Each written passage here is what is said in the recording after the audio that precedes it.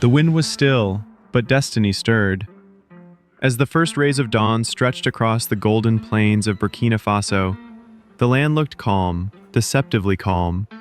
The early morning sun shimmered softly over the distant hills, casting long shadows on the quiet trees where birds whispered their songs into the cool breeze. But beneath this beauty, something was about to happen. Something no one in that presidential convoy could foresee. A fleet of gleaming black SUVs surged down a smooth, paved highway, their engines humming like a coordinated heartbeat. In the center of the convoy, protected like the core of a beating heart, rode the presidential vehicle, sleek, powerful, and heavily guarded. Inside sat President Ibrahim Traoré, composed and regal in his traditional attire. His posture upright, his mind sharp. Papers rustled softly in his hands as he reviewed national documents, figures, plans, visions for the future of his beloved nation. He glanced up from his file and addressed the man seated beside him. "We must reach the capital in 2 hours," he said with measured urgency. "This meeting is not ordinary. It will decide the direction of Burkina Faso. I must not be late." "Yes, Your Excellency," came the quick response from his assistant. With a nod from the president, the driver pressed the accelerator, urging the convoy forward. Everything was aligned. The skies were clear, the road stretched open like a promise. Inside each vehicle, the guards were stoic and watchful, eyes scanning every curve of the highway, alert to any threat, real or imagined. Then, it happened. From the dense shrubbery on the roadside, a small figure emerged, stepping with eerie calm onto the road. A sudden shout pierced the convoy's calm. "Hey, what's that?" a guard yelled, pointing toward the road. The driver slammed the brakes. Tires screamed. Rubber met asphalt in a screeching halt. Dust exploded into the morning air as the motorcade ground to a jarring stop, mere meters from the figure. Doors flew open. Armed guards rushed forward. "It's a child," one of them gasped. Standing defiantly in the middle of the road was a little girl, no more than 5 years old.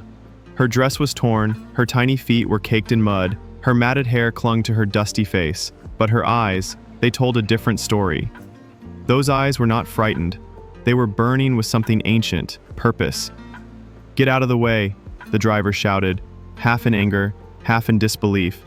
"This is the president's convoy. You want to get yourself killed." But the girl didn't flinch. Her voice was small, yet carried with startling clarity. "I need to speak to the president. It is urgent." The guards exchanged baffled glances. "Child, move," one snapped. "We don't have time for games. We must reach the capital. This is no place for—" "I said," the girl interrupted, softly but firmly, "you will not pass. Please, wait here for 2 hours." The tension hung in the air like thunder before a storm. From the central car, President Traoré himself stepped out. His tall frame cut through the crowd, the folds of his robe catching the breeze. Behind him followed his assistant, notebook still clutched in hand. His expression was calm, but his eyes were focused. "What's going on?" the president asked, his deep voice quieting the chatter. The little girl pointed directly at him. You are the one I'm looking for." The president blinked. "Me?" "Yes," she replied, without hesitation. "You must not continue this journey. Wait here for 2 hours." Silence fell again. Then, laughter. "You want the president of the entire nation to halt his convoy because a barefoot child says so?" one of the guards scoffed, incredulous. The little girl didn't laugh. Her eyes didn't move. "Please," she repeated, "if you continue now, you will not make it." President Traoré's gaze narrowed. He stepped closer to the child. "Little one," he said gently but firmly, "I respect children, but this is too much. This is not a game. I've prepared for this meeting for years. It is about the future of our people. I cannot stop now." The girl looked up at him, into him, and said, in a voice barely louder than a whisper, A goat does not run in the daytime for nothing. The words hit the air like a prophecy.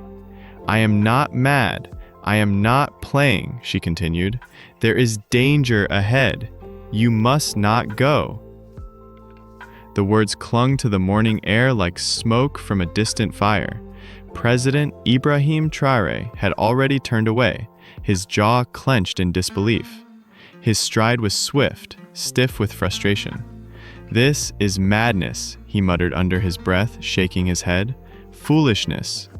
But just as he reached his car door, the girl's voice rang out once more, this time louder, more desperate, almost like a cry that had traveled from the edge of a nightmare. I saw it in my dream, she shouted.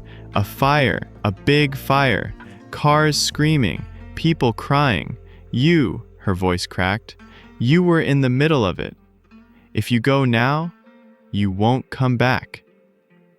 The guards, growing impatient, moved to escort the girl away.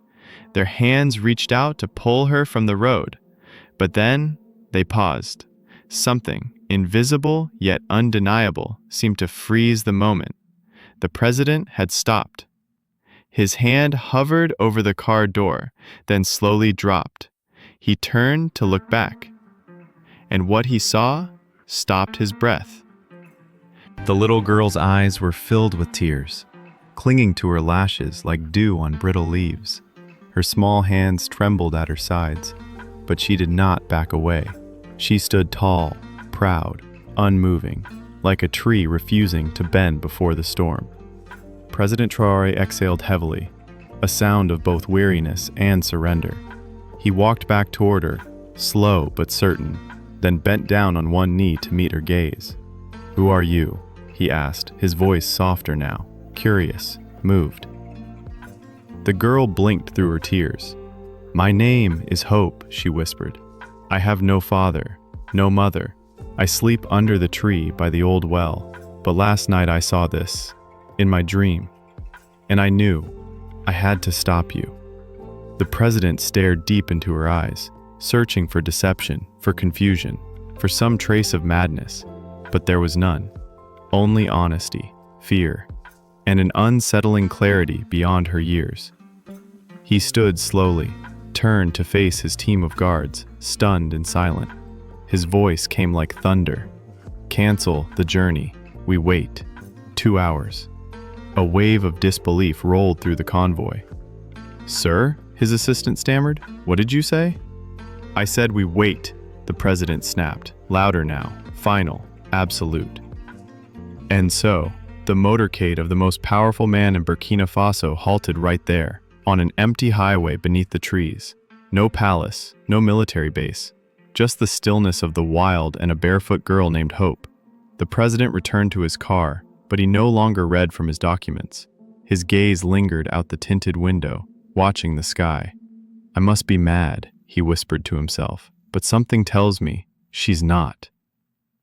The countdown began. The sun climbed higher, casting harsh white light over the row of parked black vehicles. The once vibrant morning had turned into a heavy, suffocating noon. Time crawled like a wounded animal. In the president's car, the atmosphere was thick with tension. No one spoke. All ears awaited the ticking clock. 30 minutes passed. President Traoré's eyes flicked repeatedly to the dashboard clock. His patience thinned like fraying rope. The silence was pierced by the shrill ring of a phone. His assistant answered quickly, hushed, hesitant. "Mr. President," he said, turning toward him with dread in his voice. "It's the international team, again." President Traoré grabbed the phone. "Hello?" The voice on the other end was cold, foreign, impatient. "Your Excellency," the man said, sharp and clipped. "Are you still coming? This delay is becoming disrespectful." The president's face hardened. He inhaled deeply through his nose. "If we don't see you in the next 90 minutes, the voice continued, "we will consider your absence a withdrawal, and will offer this multi-billion-dollar investment to another African nation, one that understands the value of time." President Traoré's grip tightened on the phone. His jaw tensed. "Please," he said, his voice strained but composed. "I am on my way, just a little delay." "You now have 60 minutes left," the voice snapped, then disconnected. The line went dead. The car fell into silence again. Tension brewed like a storm cloud pressing against the windows. The president sat frozen, the phone still pressed to his ear. Outside, little Hope sat cross-legged beneath the nearest tree, resting her head against the bark. Her eyes were closed now. She didn't speak. She simply waited. And so did he. But what would come of this choice? This impossible decision to trust a child's warning over $1 billion future was still shrouded in mystery. The clock ticked on. After the final word from the foreign investor, the line went cold. The deal was gone. Just like that. Silence descended on the convoy like a heavy blanket. Around the president, guards gathered, eyes wide with unease, jaws tight with suspicion. One of them stepped forward boldly, his voice firm but worried. "Your Excellency, what is this? Is this an ambush? A psychological trick? What if that girl was sent by our enemies to delay you?" His voice was sharp with military alertness. Another guard chimed in, tone rising with urgency. "Let's leave, sir. Now, before something truly bad happens. You're the president of BurkinaFaso. You cannot be controlled by a barefoot street child." President Ibrahim Traoré clenched his jaw so tightly his teeth ached. He was boiling inside. Rage, humiliation, doubt. They churned in him like a storm in a sealed bottle. In one explosive motion, he pushed open the car door and stormed out, the heat from the midday sun hitting his face like a slap. His boots crunched the dry gravel with authority as he strode toward the little girl. She was sitting quietly on a large stone by the side of the road, her gaze fixed upward, watching the sky, serene, almost too calm. "You!" he barked, pointing at her. "I'm tired. I want to leave right now." Hope rose slowly to her feet. She didn't flinch. Her face still held that same softness, that same eerie calm. "Please wait," she said gently. "No," he snapped, his voice cracked like a whip. "You have no right to stop me. You are too small to command a president. Who do you think you are?" The guards were watching. His assistant stood frozen, his lips parted. Even the wind seemed to pause. The trees swayed slightly, but the birds had gone silent, as if the forest itself was holding its breath. President Traoré's voice dropped to a bitter growl. "I blame myself. I blame myself for ever listening to you in the first place. I am a man of power, of reason, of wisdom, and here I am, grounded on the word of a barefoot child." Even a lion pauses when the antelope refuses to run. Time froze. The wind resumed, rustling leaves like whispers. A moment passed before President Traoré could find his voice again. What did you just say?" he asked, his tone shifting from rage to something quieter, something unsettled. Hope stepped forward, the sunlight catching the dust on her skin like tiny stars. "You are the lion," she said softly. "Strong, feared, powerful. But sometimes, danger doesn't come with thunder. It creeps in quietly, like an antelope that does not run. And when the lion pounces, thinking it's a gift, it falls into a trap." The words hit him in the chest like a cold gust of wind. His heart skipped a beat. She continued, her voice now low and intimate, but cutting like a chisel. "A big man who refuses to listen to a small warning becomes the loudest cry in the graveyard." One of the guards gasped audibly. Another whispered under his breath, almost afraid to say it aloud. "This girl, she's no ordinary child." The president felt a chill climb slowly up his spine. He looked around. The sky was still blue, the road was still clear. But inside him something had shifted, something deep and primal. Hope looked down at her bare feet and then back up at him. Her voice trembled only slightly. "If I was lying," she said, "would I be standing here in the heat, without food, without shoes, just to stop you? I have nothing to gain, but I had this warning, and I gave it to you." The president staggered back a step, his breath shaky. His thoughts spun like a whirlwind. He turned slowly to his guards. "We wait," he said, then added firmly, "Full stop." This time, no one questioned him. The guards dispersed silently, each one taking position. Some stood with weapons drawn. Others sat under trees, eyes darting, watching the road with new suspicion. But all of them whispered the same thing. "That girl, her parables are stronger than bullets." Back inside the armored vehicle, President Ibrahim Traoré sank into his seat. His mind was a maze of fear, logic, and something else. Something older than reason, a whisper in his soul. He stared out the window again, and there she was, Hope, still sitting on the stone, still barefoot, still staring up at the sky. Like she was waiting for something to fall from it. The president leaned back in his seat, his eyes fluttering shut. His pulse was still racing, his chest tight. He did not know whether he had just made the wisest or the most foolish decision of his life. But for now, he chose silence and waited. The last parable echoed in President Traoré's mind, like a solemn bell ringing through a haunted church. A big man who refuses to listen to a small warning.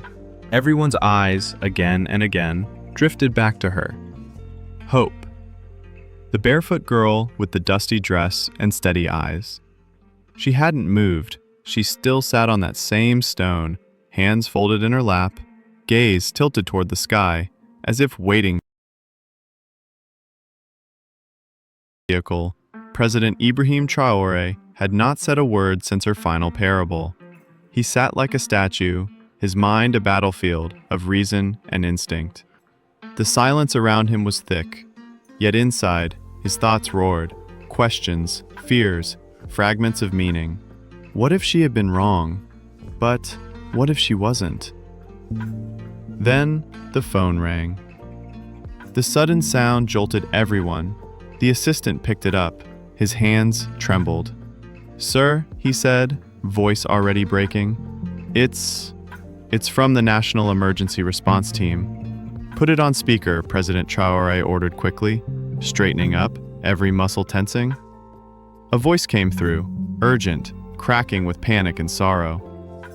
"Your Excellency, there has been a terrible accident. Just 40 minutes ahead on your planned route." The entire convoy went still. Even the wind seemed to stop.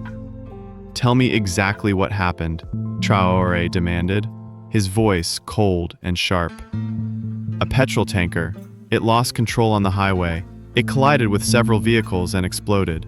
The fire, it spread instantly. Over 40 vehicles were consumed in the flames. Buses, private cars, motorbikes, everything. The fire was so intense, sir, that nothing could be saved. It happened about an hour ago. That's exactly the time you would have reached that stretch." The car fell into stunned silence. "No survivors," the voice continued. "None. All passengers, all drivers, even those who stopped to help. Everyone is gone, sir." A wave of gasps rippled through the guards. One man dropped his weapon. Another covered his face, tears rolling silently. The assistant let the phone fall from his hand and sat down on the ground, like his legs could no longer hold him. President Traoré opened the car door slowly. He stepped out like a man waking from a nightmare. His face was pale, his eyes wide, his hands trembling. He looked at Hope. She was still sitting there, calm, unblinking, watching the sky, as if she had known, as if she still knew. Something had happened, something that bent the rules of the natural world, something big. Traoré walked toward her, slowly, like a man under a spell. The guards followed behind, solemn, reverent. No one spoke. The crunch of the gravel beneath their boots was the only sound in the world. When he reached her, the president of a whole nation knelt down, on one knee, before the little barefoot girl. A man feared by ministers, generals, and Hope finally looked at him. Her expression remained soft, almost neutral. She replied simply, "It was not me. It was the dream I was given." He shook his head slowly, eyes wet. "But you listened. You could have ignored it. You could have stayed hidden. You could have stayed silent. But you stepped out of the bushes. You faced moving cars. You stood in front of me, a man that even grown men fear." "I was afraid too," she said quietly, eyes now glistening. "But I was more afraid of what would happen if I didn't speak." President Traoré lowered his head, overcome by a wave of humility. "How many children your age would do that?" Behind him, the guards stood in silence, some openly crying, others wiping their faces discreetly. The assistant whispered to another man, voice cracking with awe, "She is not an ordinary girl. This is divine." The president reached out and took Hope's tiny hand in both of his. His powerful grip was trembling, his eyes now red with emotion. He held her hand not as a leader, not as a soldier, not as a ruler, but as a man who had just glimpsed something beyond understanding. Something sacred, something true.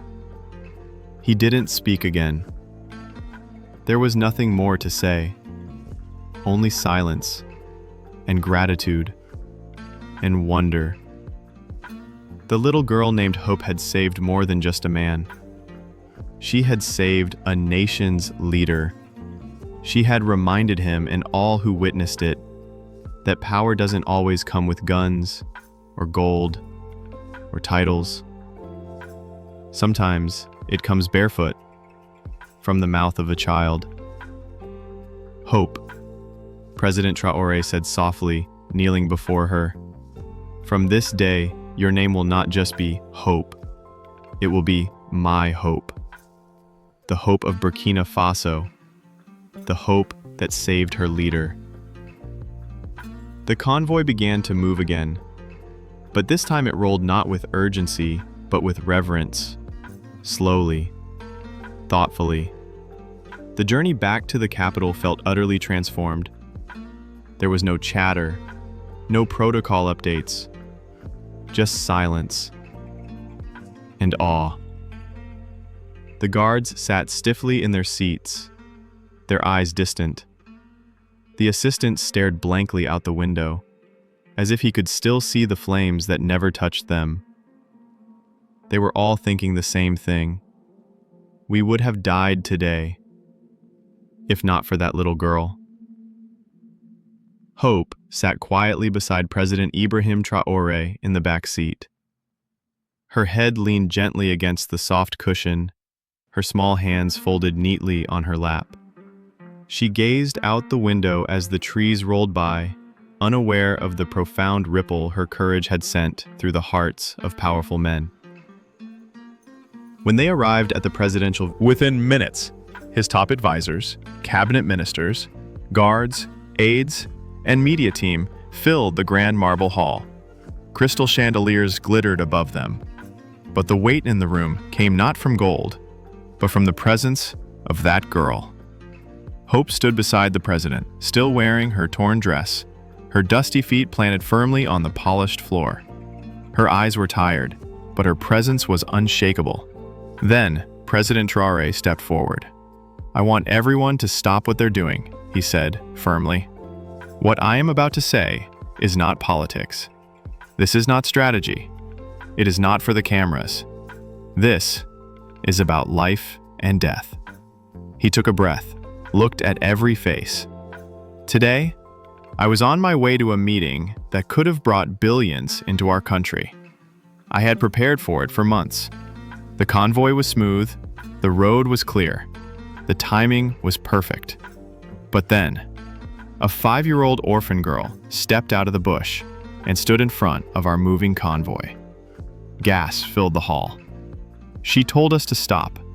She said we must wait 2 hours. We didn't believe her. We tried to push her aside, but she refused to move. She told me that if I continued on that path, I would not return. And the way she said it, with strength, with truth, with something deeper than reason, it shook me. His voice cracked slightly. He turned and gently placed his hand on Hope's small shoulder. I almost left her there, but something in her words, in her parables, wouldn't let me go. He looked back at the room. 2 hours later, we received the news. A petrol tanker had crashed on the very road we were supposed to pass. It exploded. Over 40 vehicles were destroyed in flames. Cars, buses, bikes, all gone. No one survived. Silence. Dead silence. Some officials began to cry openly. A guard sobbed into his sleeve. Others stood motionless, their throats tight, their eyes fixed on the little girl. She saved us all, the president continued. She saved me. She saved the leaders of this nation. And she did it with no shoes, no food, no family. Yet her voice was louder than the sirens on our convoy. He turned to face them fully. From this day forward, she is no longer an orphan. She is my child, my daughter. Her name is Hope, and she will live here, in this palace. I will educate her. I will protect her. I will give her everything she needs, not because she asked, but because she earned it. The room erupted. Applause thundered through the hall. Ministers wiped their eyes. Guards nodded in pride. Even the coldest bureaucrats felt their hearts melt. Hope stood in the middle of it all, silent, overwhelmed. Tears rolled down her cheeks, not of fear or pain, but of something she had never known before: belonging. The next day, a national broadcast was announced. Cameras rolled across every major television station. Radio waves hummed in every village. Screens lit up in homes, markets, schools, and hospitals. The entire nation paused to witness what had shaken their president. And when President Ibrahim Traoré appeared on screen, holding a small, barefoot girl in his arms, the nation listened with breath held. He told them everything: the mysterious warning, the 2-hour wait, the explosion, the miracle, and finally, the adoption. And as he spoke, millions wept. Old men in dusty cafes wiped their eyes with calloused hands. Mothers clutched their children to their chests. Students stopped mid-lesson. Vendors left their stalls. Radios crackled with her name. And from that moment forward, Hope became more than a name. It became a national anthem. People whispered her parables in everyday conversations. Even a lion pauses when the antelope refuses to run. A big man who ignores a small warning becomes the loudest cry in the graveyard. Hope began her new life in the palace. She started school with the best teachers in the land. She wore clean clothes. She ate warm food. She laughed with new friends. And whenever anyone asked how she came to live with the president himself, she would simply smile and say, "I just spoke what I saw in my dream."